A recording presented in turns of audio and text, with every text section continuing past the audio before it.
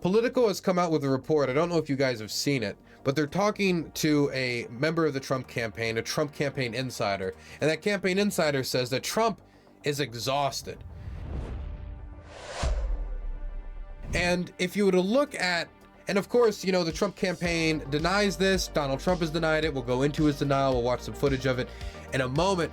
But when you think about it, it's not that surprising. I mean, Donald Trump is doing like less than 1/4 or 1/3, or I think it's either 1/3 or 1/4 of the rallies he used to do back in 2016. He's canceling TV interviews left and right. He doesn't want to agree to a second debate with Harris, even though, like, as much as, you know, his argument originally was, I don't want a debater, people are already voting. Which sounds like, I don't want to campaign, people are already voting. If that's the case, then stop campaigning. If it's too late for people to still make up their mind, stop spending any campaign funds, take the money, donate it to charity, and go golf until election day. But no, people are still making up their minds. I mean, campaigns are spending $50 to $70 per voter in these swing states that they're trying to target, these so-called undecided voters that keep saying that they're going to probably make up their mind as they're walking into the voting booth. So if they're still campaigning hard for these people, it's kind of hard for me to believe that, oh, you know, it's kind of too late anyway. And isn't it? Come on. The 60 Minutes interview shoot down really surprised me, because 60 Minutes has a gigantic audience, and the audience that 60 Minutes has is largely like boomer-aged Americans, and that's good for you. These are people who are high propensity voters, and you already know that Harris is going to do the 60 Minutes interview. And if you don't do the 60 Minutes interview, especially after agreeing to it, so this means he agreed to it and then he pulled out, which is worse than if he would have just said no altogether. And he keeps doing it. He keeps doing it again and again. They get to have a segment at the start of it before they interview Harris saying why Donald Trump pulled out, Then they get to ask Harris during the 60 Minutes interview, why do you think Donald Trump pulled out? And it's not a good look. I mean, at least like when Harris didn't go to that comedy Catholic dinner in New York, which, I mean, I don't know how much that reverberates actually throughout the rest of the country.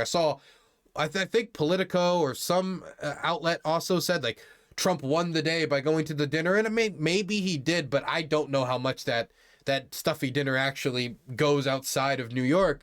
But she still sent a video. She still tried for it. She still sent a video message so she could be involved in some way. But he's just completely pulling out of these interviews. He's completely putting away the idea of a second debate, even though Trump cut his teeth on the 2015 debates. And he's not doing rallies like he used to, even though back in the day, you know, not only were rallies an opportunity to connect to his base, it was an opportunity for him to have fun and raise money, man. He's selling watches now. He's selling NFTs now. They've always been selling those hats and those shirts. They got the vendors outside the rallies. And he's doing 1/3, 1/4 of the rallies he was doing before. Now, all of this could have a very simple explanation. He's 78 years old. He's the oldest nominee for president of the history of the United States. He's been doing this almost for a decade now. Ever since I know it's hard to believe, but it's almost been a decade since Donald Trump came down that golden escalator. And so these reports of Donald Trump being exhausted from Politico are not surprising to me whatsoever when you consider the context of a decade of political work in the vaguest of terms, 78-year-old man. And you see he's not doing the same amount of rallies. He's not doing the same amount of debates that he used to.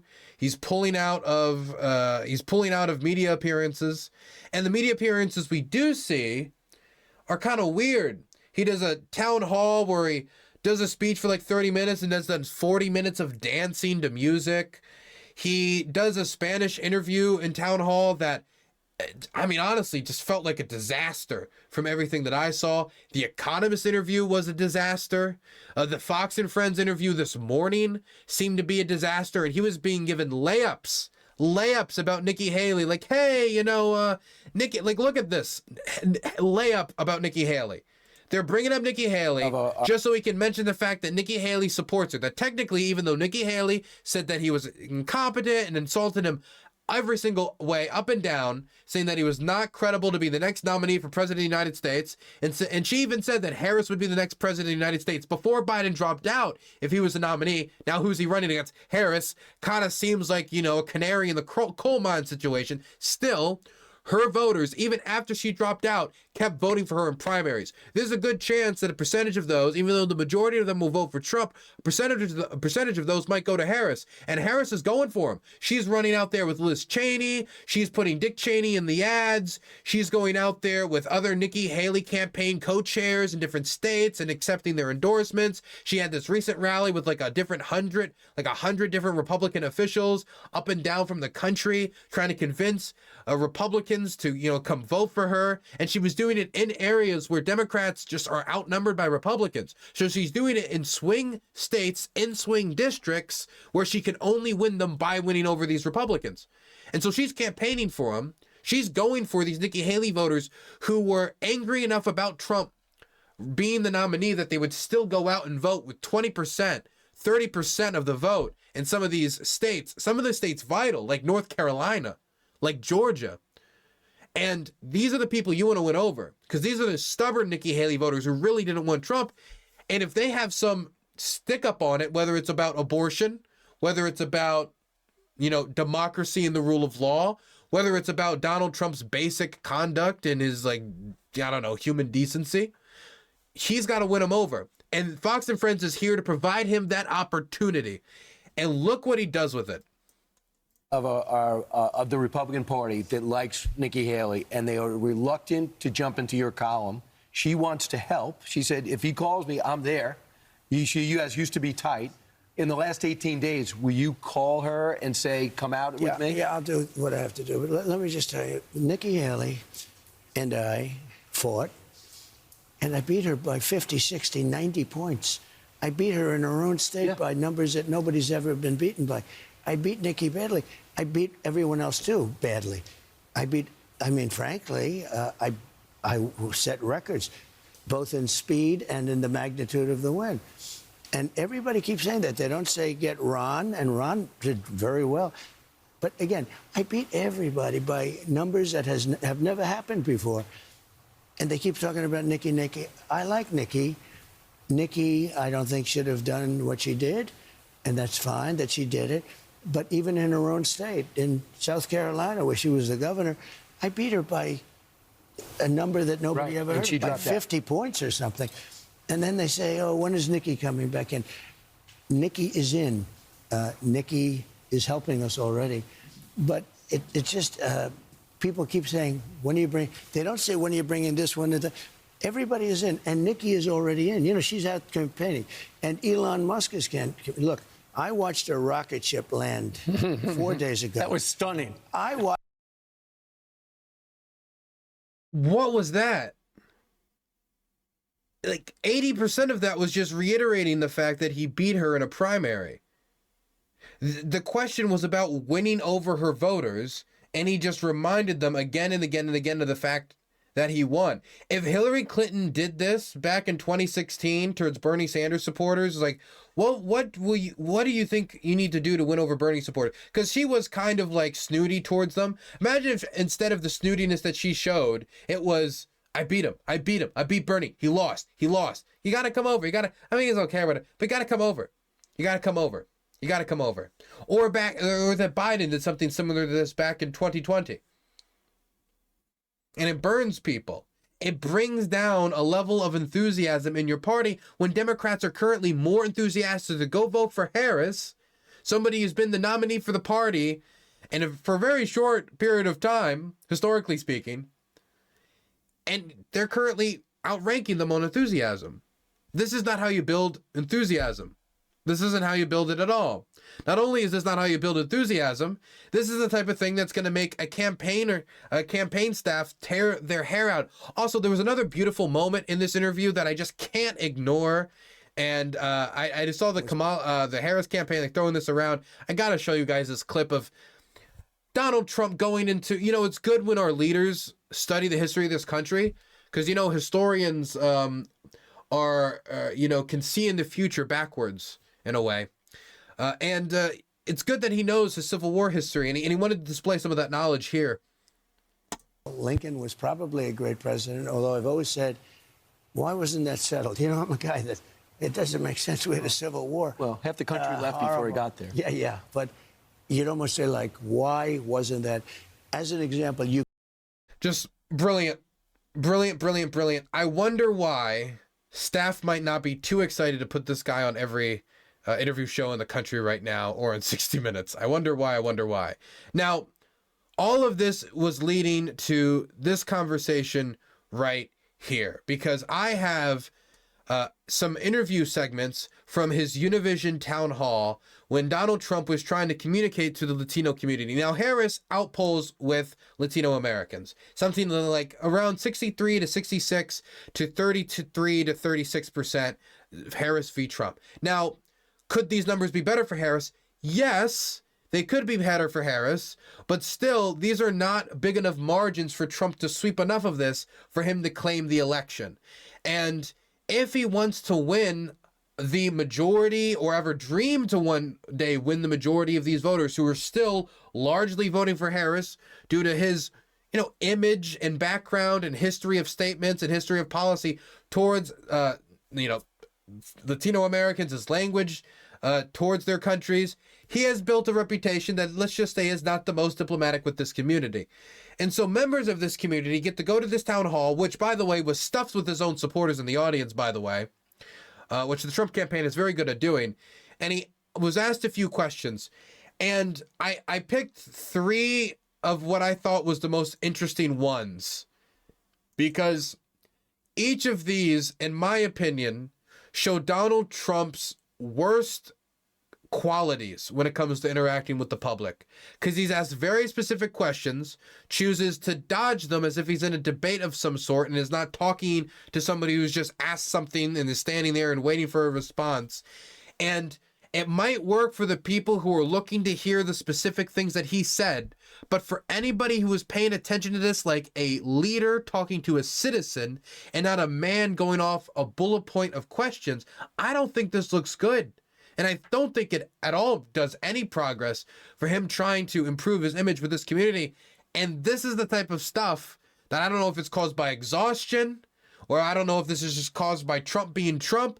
I don't know if this is caused by bad management by his staff, or just him being old and, him kind of becoming more loose with the tongue, or some combination of all these factors. But let's start with a Latino farmer who worked and did hard field work, harvesting broccoli and different vegetables. He asked Donald Trump, what's going to happen to the price of food if all of the undocumented laborers who are doing this work for much cheaper than Americans would be willing to, what happens when they are deported, and then these goods have to either be, you have to pay a lot more to have these workers work there, or nobody does the job.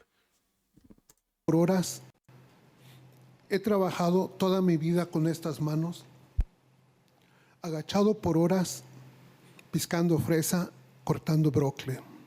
Good evening, President Trump. For many years, I have worked with these hands, hunched over, picking strawberries and cutting broccoli. Este duro trabajo es realizado en su mayoría por gente indocumentada. This tough job is mainly done by undocumented people. Si usted deporta a esta gente, ¿quién haría ese trabajo y qué precio pagaríamos por la comida? If you deport these people, who would do that job, and what price would we pay for food? Please. Finished, yes? The question is, and it was a 51-second question in its entirety after he said it and was translated. So the people who spoke Spanish heard the question, the people who spoke English heard the question, and the people who are multilingual, which I imagine in this room is probably, quite a few people, heard the question twice. Pay mind to that, because there's a lot of multilingual Americans. So the question was, if you deport the undocumented workers who are doing this labor work, this farm work, what is going to happen to the price of these goods, and who is going to do the work?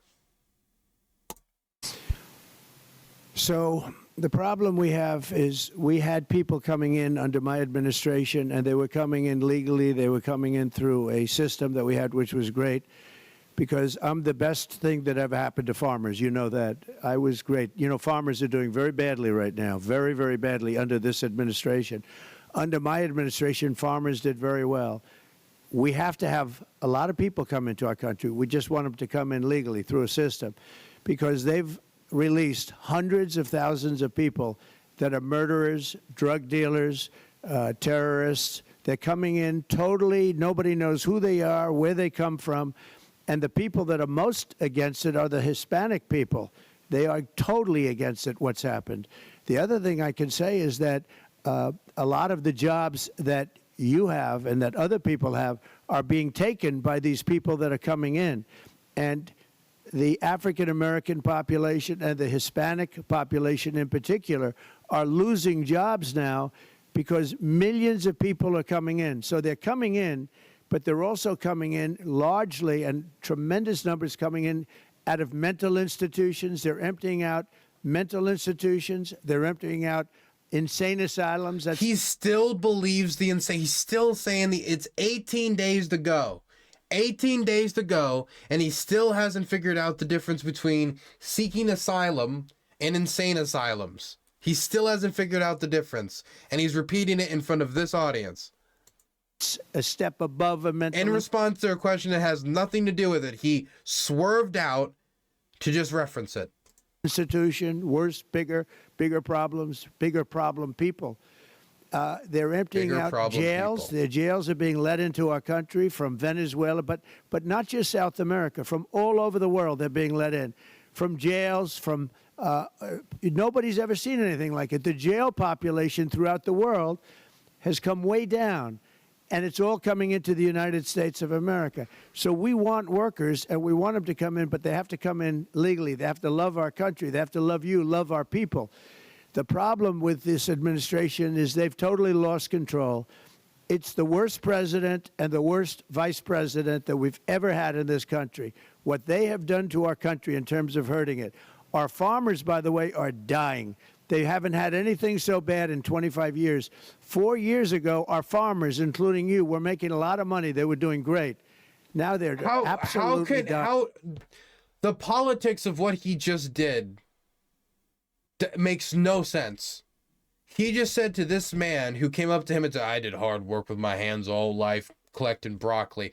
What's going to happen to the food prices when you do this? And he's proposed a mass deportation scheme organized by Stephen Miller, and that's a guy who would have a lot of fun deporting people. How is that going to affect the price of goods? He's in the middle of this ramble, and in the middle of this ramble that doesn't answer the question whatsoever, he talks about insane asylum patients, the jokers crossing from the Guatemalan joker is coming into America and he's destroying the public with his insaneness. While he's talking about that, he then makes a swerve to tell this man who he's never met before that he was doing good 4 years ago, with no frame of reference to how he was actually doing. Because this is an individual, not like a representative for a group of people. Like traditionally, politically, this is shooting yourself in the foot. This is like basic mistakes. Like, how are you going to tell a voter how he's doing? Turn it around. But we want people to come in, but we don't want murderers. So it was just announced that last month by the Border Patrol that under Biden and Harris, they allowed 13,099 convicted murderers, people in jail, to come into our country. They released them from jail into our population. And nobody wants that. And that doesn't include the terrorists and all of the others, the gang members, MS-13 gang members, and other gang members. We have to have people that are great people come into our country, but we do want them in, and I want them in even more than you do. And we're going to make it so that people can come into our country legally. Thank you. Good question. Thank you. I love the best part of this is the ending. Thank you. Good question. Thank you. What question? We completely lost the question in that word salad. It's been completely lost. I'd be surprised if half the people in the audience even remember what question was asked, because he didn't answer the question. He completely disregarded the question. That man was trying to have an authentic moment of, I did this work. I know what this industry is like. I'm worried about the food prices and what's going to happen with all these people are removed. And then you just start talking about like insane asylums. Arkham Asylum going to get emptied out to Cincinnati. Moving on, the next one. There's so many of these from this, and I've only gathered the three like ones that I thought that grabbed my attention most avidly. Question: do you believe that these people are eating people's pets? And this is, again, 18 days. He just threw out the insane asylum lie. 18 days. He's given an opportunity to correct one lie, any lie that he's ever said. This is the one that's most blatant, most obvious, that everyone knows is not true. And everyone knows is not true because they heard it during the debates, because he was fact-checked, and everybody knows it. And even his own VP running mate has said it's not true, but it's okay that it's not true because he made up a story. But if he made up a story, it's fine because it brought attention to the issue. So everyone knows it's not true, except for the grandmas eating the AI slop that they've seen on Twitter. Let's see what he can say about it. Soy un republicano, registrado republicano, pero en este momento me encuentro indeciso. Good evening, Mr. President. I am a Republican. I am a registered Republican, but at this time I am undecided. Durante la campaña se han utilizado muchas teorías de He's an undecided registered Republican. So these are the people, by the way, that Harris would supposedly be wanting to win over. The Nikki Haley-ish voters, so to speak, that she's trying to lobby for in order to win districts that Biden won in 2020, but Hillary lost in 2016. Durante la campaña se han utilizado muchas teorías de conspiración. During the campaign, there has been some conspiracy theories in use. Le doy un ejemplo si me permite. If you allow me, I would like to give you an example of it.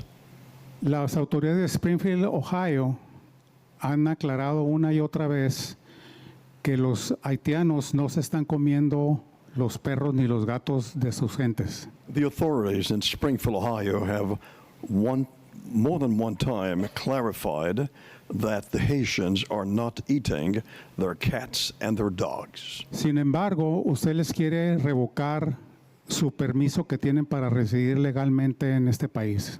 Nonetheless, you want to revoke the permit they have to legally reside in this country. Mi pregunta, con todo respeto, es si usted verdaderamente cree que estas personas se comen las mascotas de la gente. My question to you very respectfully is, do you really believe that these people are eating the people's pets? Thank you. Well, thank you very much. And this was just reported. I was just saying what was reported. That's been reported. He says been reported. What he means is what he saw on Twitter. Well, I'm sorry. This is not only a Trump problem. This is an internet problem. This is an everyone problem. Reported. People use reported to just mean something that someone said at some point, or something that has been said by some entity at a point in some point. And it could be like, my cousin Billy said that the Chinese are actually invading Nebraska. Oh my God, report, Chinese invading Nebraska. No, okay? A Reddit post is not evidence. A Twitter post is not evidence. Okay, that's not a report. A report would be, hey, this contact in the intelligence community, vetted by a serious journalistic publication, produced a report indicating that the Chinese could be producing drones for the Russians. That's a report. A report is not, Steve texted me and I tweeted about it. And eating other things too that they're not supposed to be. But this is, all I do is report. I was there, I'm going to be there, and we're going to take a look, and I'll give you a full report when I do. But that's... So he still can't answer it. He still can't say whether or not they're eating pets. He's saying, I'm going to go there, I'm going to check out what's going on, and I'll tell you afterwards what's going on. So he's not going to answer this guy's question in the now. He's going to visit Springfield, Ohio when? After the election. He's going to tell him after he's already voted. When you're trying to convince this person who said he hasn't won your vote, you haven't won his vote? In the newspapers and reported pretty broadly. I will say this as far as Springfield is concerned, because I do know that situation. You have a city of 52,000 people, and they've added almost 30,000 migrants into the city. If you were a person that lived there, if you lived in Springfield, Ohio, and all of a sudden you couldn't get into a hospital, you couldn't get your children into a school, you wouldn't be able to buy groceries, you could no longer pay the rent because the government's paying rent. Any of that, if any of that happened, it would be a disaster for you, and you wouldn't be happy. We want to make our... Can I say what the real tragedy of Springfield, Ohio is? The real tragedy is the whole reason this was brought to national prominence is because the mayor and the city council wrote like a letter to the state government, to Tim Dwight, I forget what his name is, but Governor Dwight in Ohio, a Republican, and it was like, hey, we have some problems here when it comes to housing costs that are going up, property values are going up because the Haitian migrants who come here are buying the properties at above cost, so they're not like buying like shanty towns or whatever. They want to come and buy nice homes. They want to work here. They're coming to work. They're filling up jobs. But we need more homes. We need more investment for housing infrastructure. If we think if we expand the schools this bit, that we can deal with it, because these guys have brought this economic innovation. The rest of the letter, after they ask for these things and they talk about the problem, is all the benefits it has brought. His running mate, J.D. Vance, takes that, runs to the Senate, reads the part where they complain, then immediately stops where they start talking about the benefits. That story then enters national prominence. So what sucks is there's so much complaining about it, but there's no focus given on what the city council, which I would say probably knows more about the issues of Springfield, Ohio than this man who, has spent no time there. And he's even saying here he spent no time there. They give a bunch of solutions, and instead of listening to their solutions, Donald Trump's first solution was just deport them all, which is not what they wanted, because they wanted them to still be there. They wanted them to be there to work. Safe and secure, and we want to make them happy. But Springfield, Ohio is a perfect example. Governor DeWine, thank you. You have a town, a beautiful little town with no problems. All of a sudden they have 30 or 32,000 No. You people. can't say it was a beautiful little town with no problems. There was a drug problem. There was a problem with like vacancies and work. There was problems. There was obvious. What do you mean there was no problems? A little town with no problems. All of a sudden they have 30 or 32,000 people. Is he trying to inspire nostalgia in a town nobody's even been to? Town with no problems. All of a sudden they have 30 or 32,000 people dropped into the town, most of whom don't speak the language, at all. And what they're doing is they're looking all over for interpreters. Well, I think you can't just destroy our country. It's maybe some people disagree with me, but you can't put in a very short period of time 32,000 people into a 50,000 people town and expect things to go well. It's a disaster. It's a total disaster. And the people that live there are, they want to leave, they want to move, because if you read about it or talk to them, people want to move, they want to leave, because they've never had anything like this. And we can't let that happen to our town. Like when he says this is a beautiful little town, this is a town that was like indicative of like Midwest decay. And I'm not saying that to be mean, I'm just saying like people were leaving. People were thinking about how do we get out of Springfield, not how do we come to Springfield because of jobs or employment or opportunity. In our cities and our country, just can't let it happen. It's not sustainable. I appreciate the question. Thank you. I hope you vote for a Republican. One more. This is the one that got the most attention. So this guy came up to Trump and he said that he was going to give him the opportunity to earn his vote because he voted for him before, but that he was unsatisfied with Trump sitting on his couch, asking for his staff to bring him a Diet Coke to sip while watching the riots on TV, while his staff was calling the Capitol building, trying to convince them to overturn the election results, to win the election that he did not win, to steal it. The Stop the Steal rally was about stealing it, ironically enough. So this guy is going up there, and he must have some, appreciation for maybe some like small government conservatism, some appreciation for constitutional conservatism, and constitutional is kind of important there. This guy called for the suspension and termination of the Constitution, so not the most in line with that principle. And so he goes to Trump and he gives him an opportunity to win his vote, and he just says, "Come on, J6, it sucks, right? It sucks. It sucks. Why? And why also do all these former people not support you? And then the look he gives them, it went viral for a reason. I am a Republican, no longer registered though.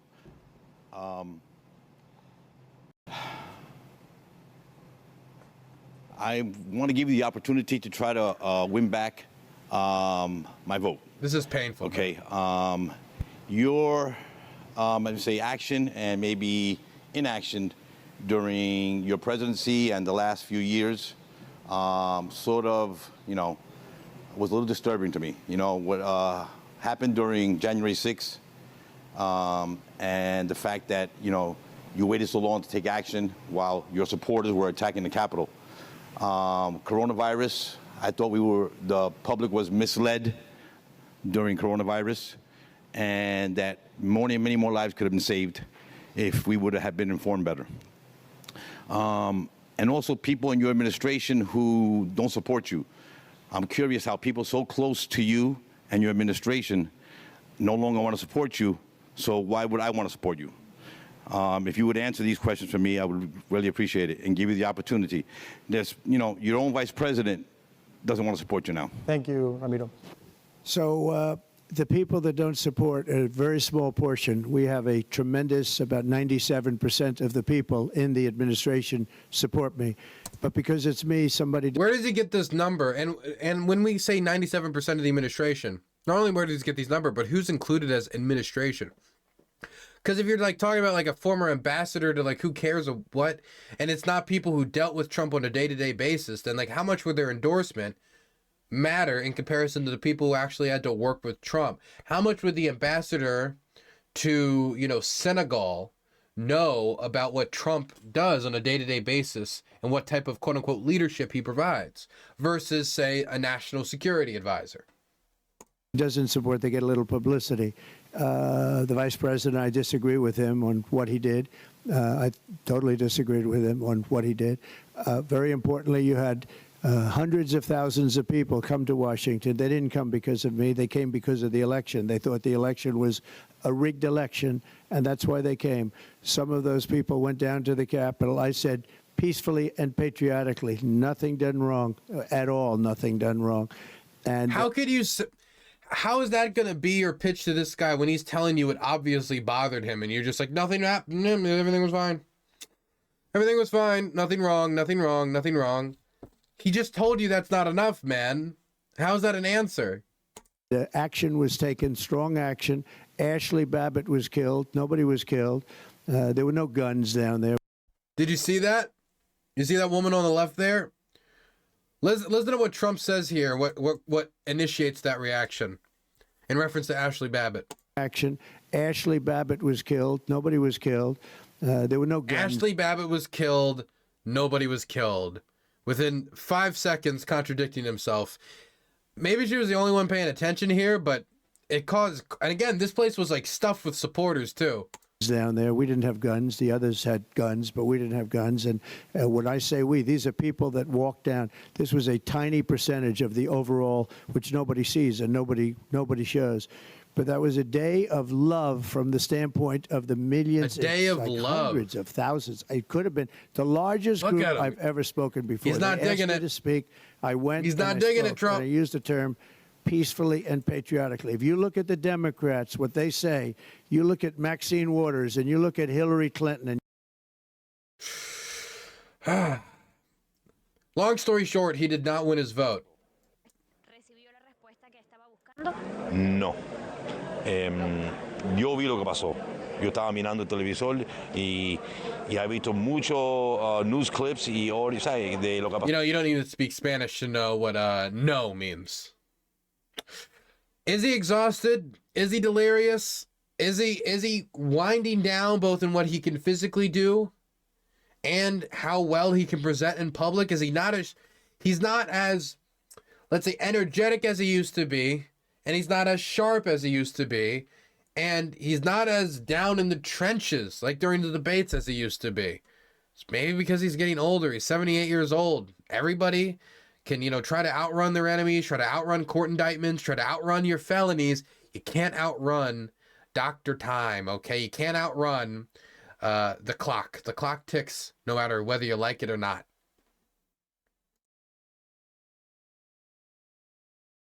Oh, if you guys are curious about the reaction to this, I do want to show you Harris is already using this on the campaign trail against him. But none of that is what we hear from Donald Trump. Instead, it is just the same old tired playbook. He has no plan for how he would address the needs of the American people.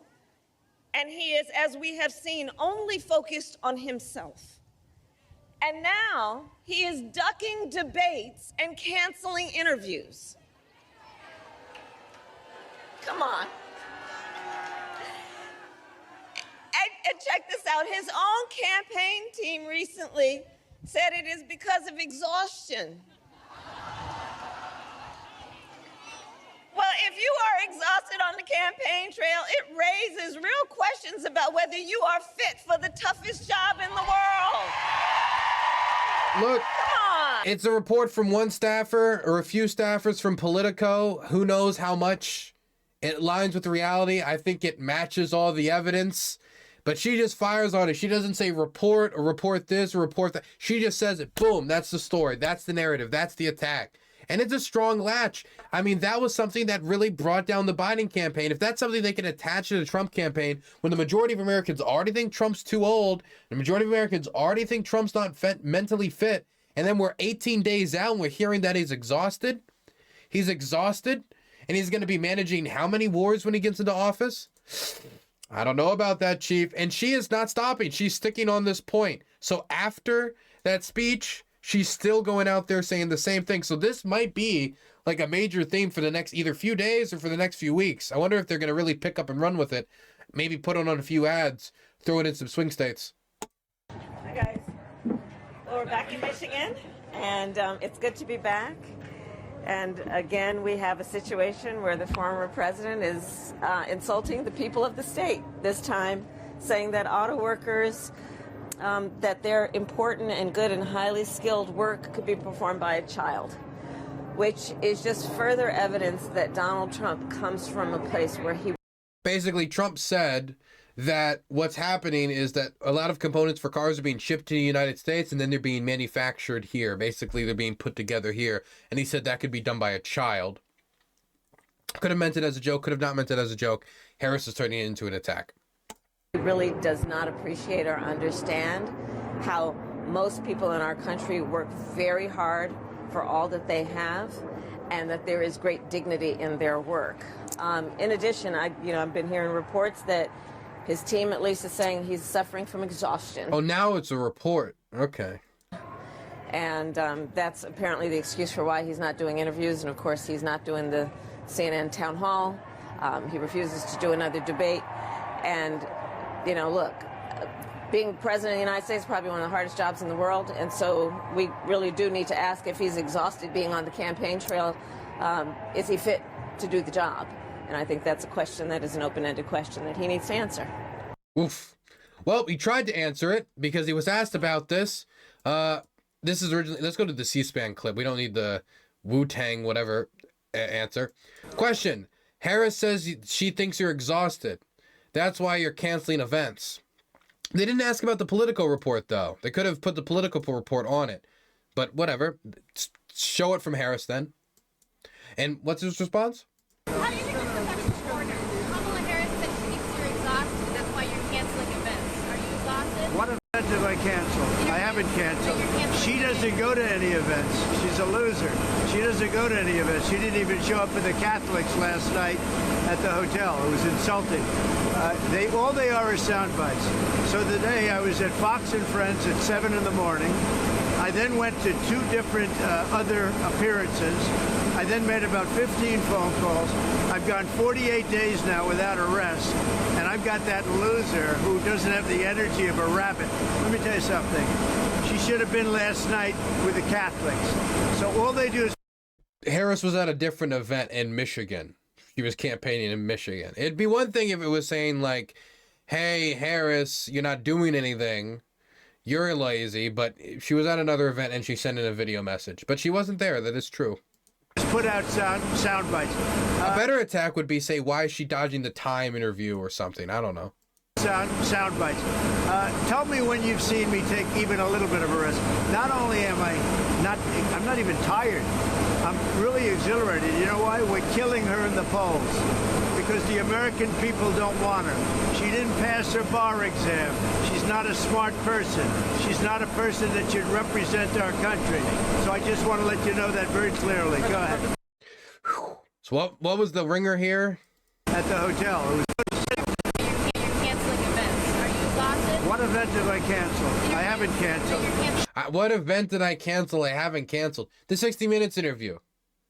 The 60 Minutes interview. There was another interview that he canceled too.